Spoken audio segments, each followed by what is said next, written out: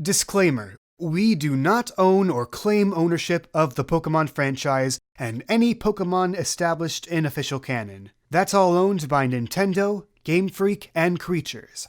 This is just a podcast made by four friends who love Pokemon. It's our love letter to a franchise most of us grew up with.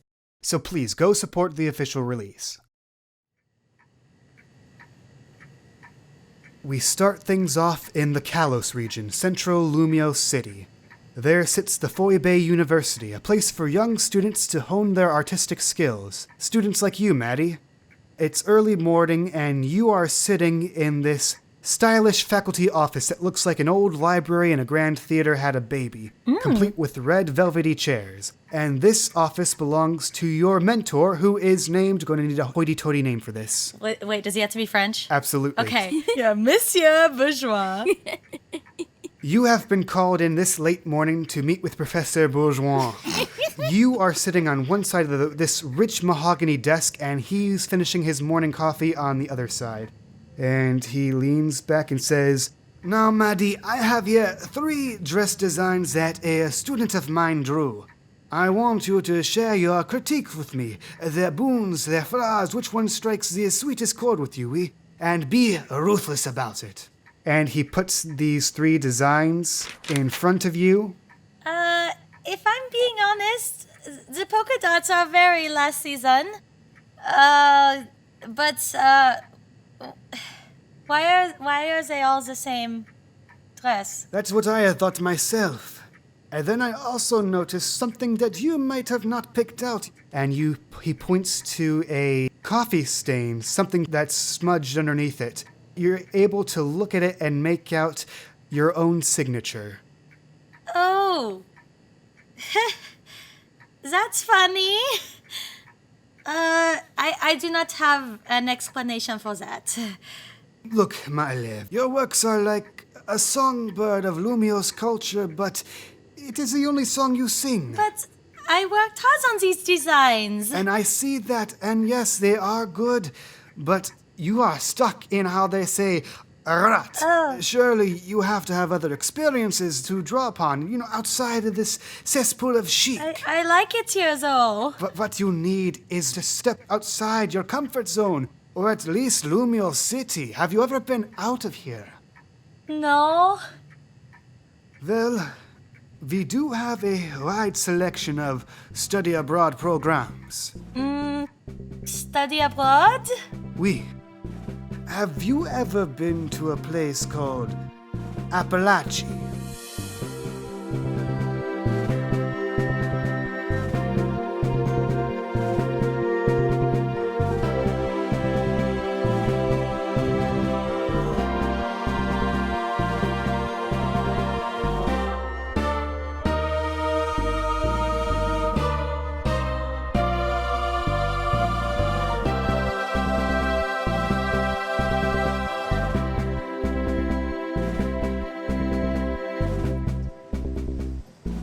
Cut to about 2 weeks later, and we find ourselves in the Applache region. The smell of salty sea air wafts through the boardwalks of Port Gala, the barrier islands that lie east of the mainland. They act as the first gateway for all fresh trainers and tourists coming right off the boat.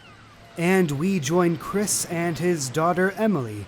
I think at this time she'd be about 11 or 12 years old. That's safe to say? Mm-hmm.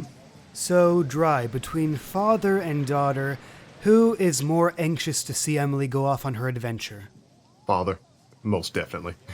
Okay, well, paint me a word picture. How's he feeling? Chris is feeling he's excited that his baby girl is finally branching out into the world, but it's clashing with a lot of feelings. He's like, I want her to stay home just a little bit longer so I can just kind of watch over her and make sure that she is 100% ready to be out and about in the world. But at the same time, I can't be a helicopter father, so it's conflicting with him. So he's trying his best to fake his enthusiasm for this new region. So the two of you are waiting for the Pokemon professor to arrive. What's Chris doing right now? Chris, at this point in time, is bringing back a snack to Emily. And by bringing back a snack, I mean he quite literally reaches into, like, his bag and pulls out, like, 2 sandwiches he's made, a bag of chips, and, like, 2 containers full of like a drink, and he's like, "Okay, sweetie, so we have an array to kind of choose from. I didn't know what to pick, so I got your favorites. And did I forget anything? Are you hungry?" Thank you, Dad. How long have those been in the bag? What week is it? Yeah, just my drink, thank you. Yes, bro. And she takes a sip of what I'm assuming is apple juice. So, the new adventure is gonna be happening pretty soon, huh? How are you? Are you holding up so far? I am pumped! Plus, I got my lucky cards, and she pulls out 3 trading cards from her hat. There's one of Red, one of Ethan, one of Brandon, all of these famous, well-known young heroes and champions. Ah, yes, I remember I got those for you. Oh man, it's been a while since I've seen those things, but it does make me very happy that you've kept on to them. But,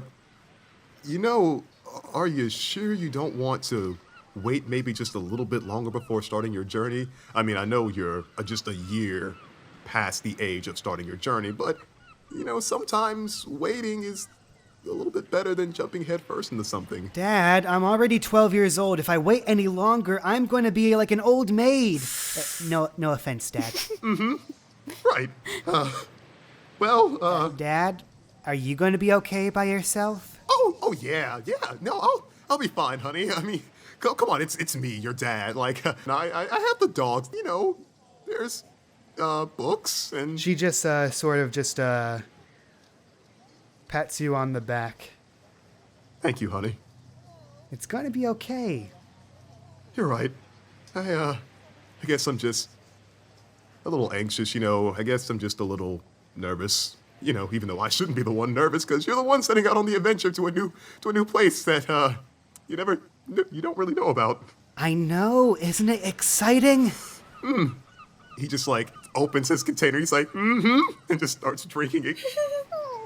You are interrupted from your drowning your anxiety by a screech from up above. You spot a breviary above you carrying this large figure, and then carrying becomes carried, and suddenly this large figure is hurtling towards the ground like an anvil. Ah, sweet peaches and cream! And the figure lands with a wood-shaking boom. You can actually hear the waves underneath the boardwalks being formed from her impact. And it is in fact a she. And she stands up to her full 7-foot something and straightens out her tiny spectacles.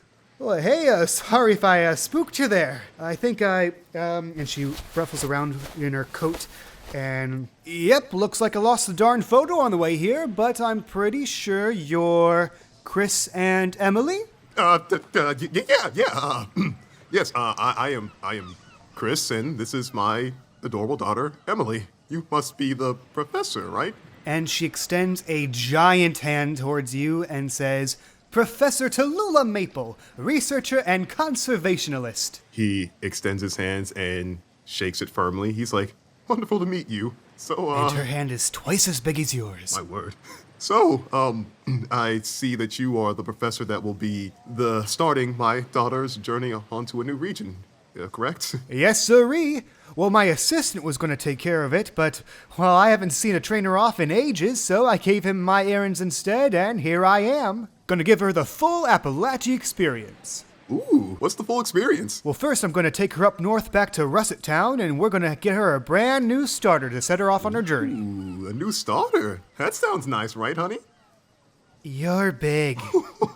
Well, I do eat my greens. So, Professor, how long should this journey last? Is there a time limit for her, or she's just free to do it at her own pace? Well, that's a tricky question there, Chris.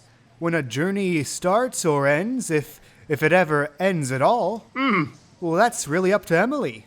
Truth be told, only one of my trainers have ever made it to being champion here, but I think I'm looking at lucky number 2 here. And Emily's eyes are lit up now. Chris just kind of nervously looks back to his daughter. You know, honey, you haven't completely moved out of the house yet.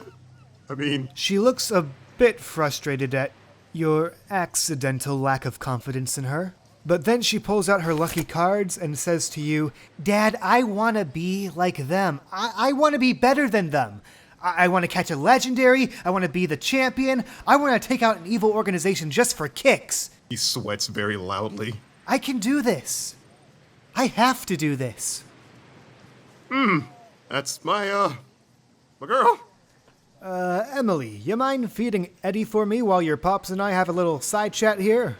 And Maple hands her a big bag of Pokemon food, and Emily goes off to feed the Braviary. Professor Maple takes you a bit closer towards the pier, out of earshot.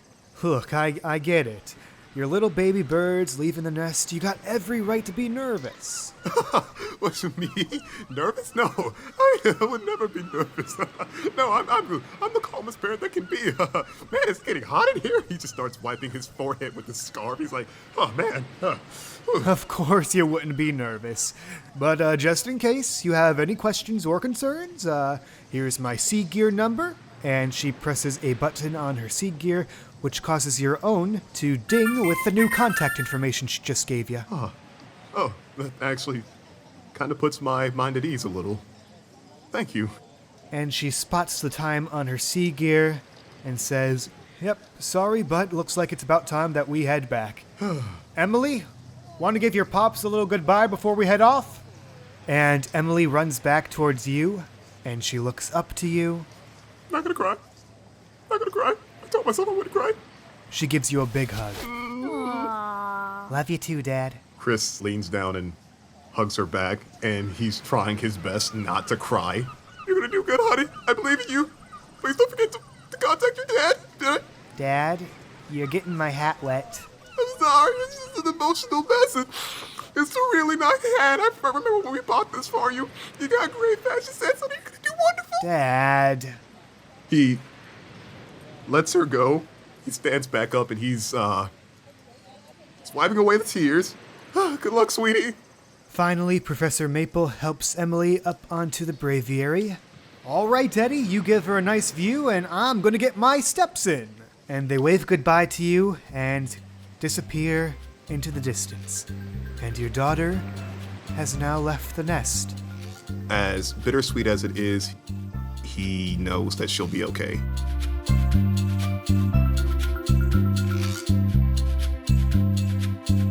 Yellow, KayVox here. Gonna pause the game real quick so we can do some shoutouts and updates.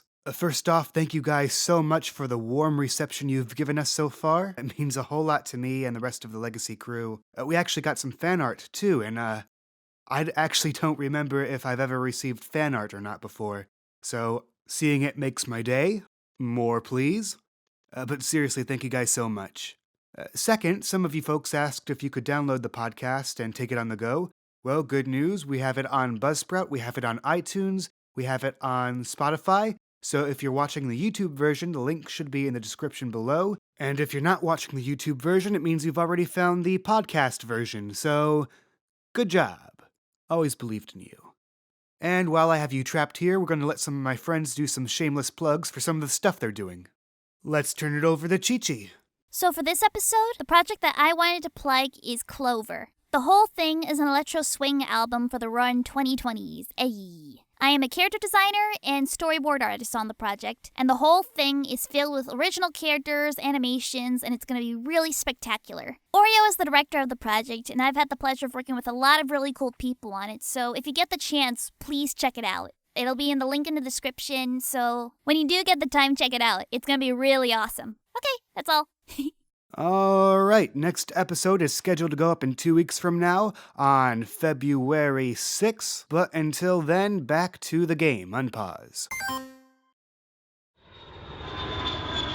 We cut to the Port Gala Airport, one of the only commercial airports in the Applache region. It's well attended and well used, but nothing too exciting.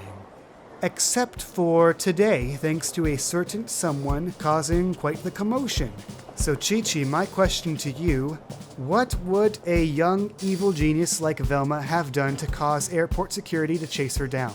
She has her desk gun with her, and she refuses to give it up. They would probably be chasing her around the airport.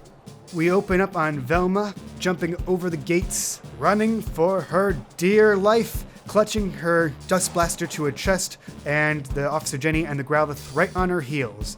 And how we're going to do this is, I think, a little chase sequence. So tell me, How does Velma try to escape? I'd say her method of escape would be to try to evade her through the crowd. So you click on your token and click on approaches, and you go ahead and select sneaky, and you'll contest that against Officer Jenny's careful roll to try and track you down. All right. So Velma rolled a 4, which is great, and Officer Jenny rolled a 1, which is average. So Velma sees a crowd approaching her, and she kind of gets this mischievous gremlin look in her eye, and she's like, perfect. And so she rams through the crowd, and kind of, at first people separate for her a little bit, but then she kind of sneaks her way in and kind of blends in a little bit more. And as you blend into the crowd, the Officer Jenny and the Growlithe come to a screeching halt, and the Growlithe starts sniffing around the ground. She knows that she's probably not gonna last very long. Think, think, think, think, think. What do I do? What do I do? She looks down at her blaster. She looks up at Dustox. They both kind of give a little nod to each other. And she kind of puts on a mid to low setting on her blaster, enough to obscure the view. Okay, so what Velma is doing right now is using one of her stunts. Stunts are character-specific powers, usually ones that can only be used in specific circumstances. For this one, though, her Dust Blaster, this is based on a mechanic from the Monster of the Week system. Essentially, she rolls a 12-sided die. 1 is a critical failure, 2 through 6 a normal failure, 7 through 9 a mixed success, 10 and 11 a flat-out success, and 12 a critical success. I need Velma to roll her Dust Blaster. All right. And it rolls. So you rolled fail? Alright, so I think what happens is as you aim it toward the ground and pull the trigger, you hear it sputter a bit. And when you examine it closer, it bursts right in your face, leaving only you blasted by the dust. So, her next plan of action, she gets down and starts to commando crawl through the crowd, just trying to stay as low as possible now because her blaster's off the fritz. And as you are crawling, you hear from outside the dust, "There! Those hair antennas sticking out of the smoke cloud!" And you hear the barking of the Growlithe getting closer and closer and closer. Okay, we gotta cheese it! She starts making back a run line through the crowd to try to get to the other side that's more open, towards the next hallway that's on the turn. Alright, that is definitely a quick, and you'll contest her quick. Alright. Okay, so you got a -1, which is a poor, and she got a 2, which is a fair. You try to jump across the moving walkway, but you trip on your own coat, and you land right in the middle of it. By the time you stand back up, you're fighting against the current, so to speak. The one Officer Jenny blocks off one end of the walkway, and a second Officer Jenny has shown up and now blocks the other end. What do you do?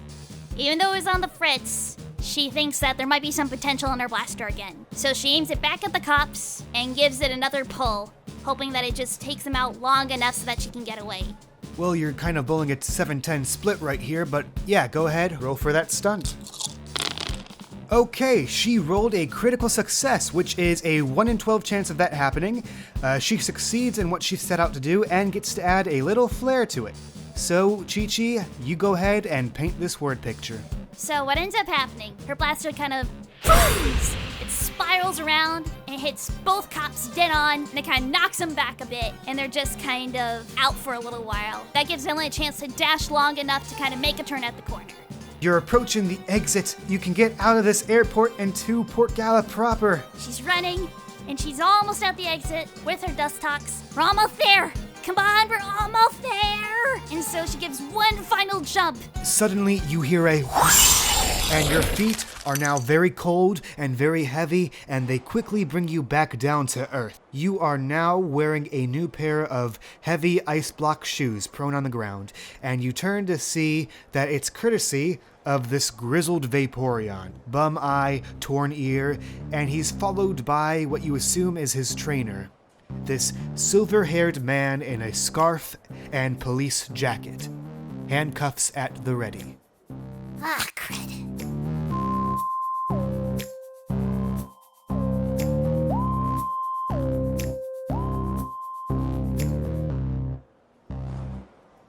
Madi, you've spent about an hour stuck on the tarmac waiting to disembark from your airplane due to some incident going on inside the airport. You don't know.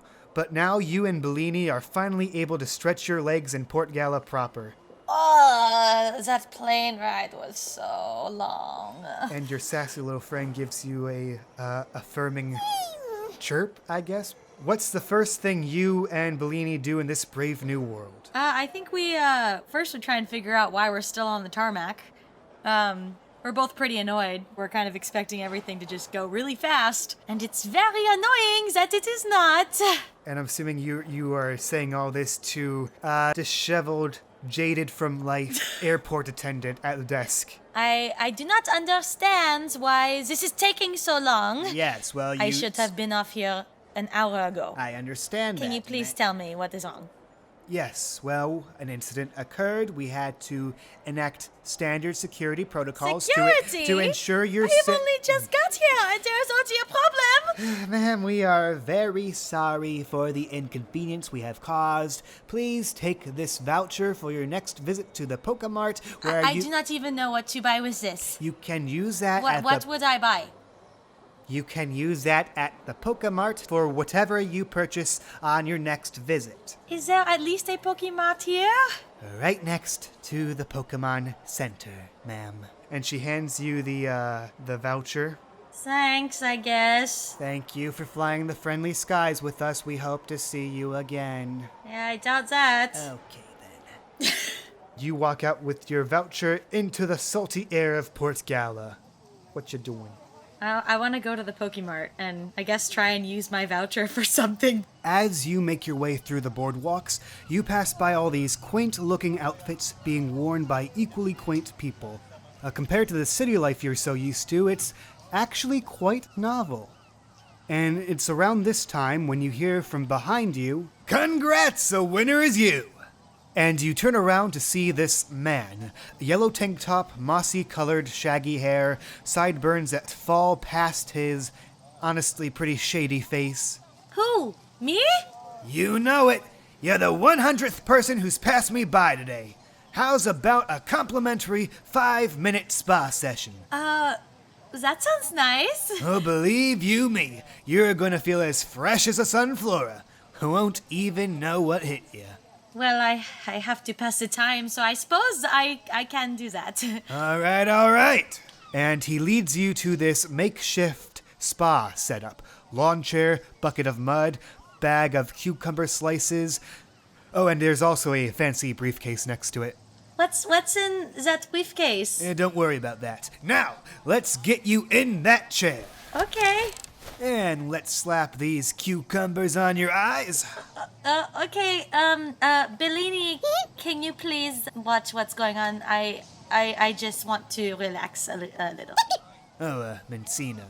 Yeah, cute little guy. Is this custom in this place? Not from around these parts, then. Was it that obvious? Then one Applache special coming up. Now, how's about these noise-canceling headphones for your listening enjoyment? Okay.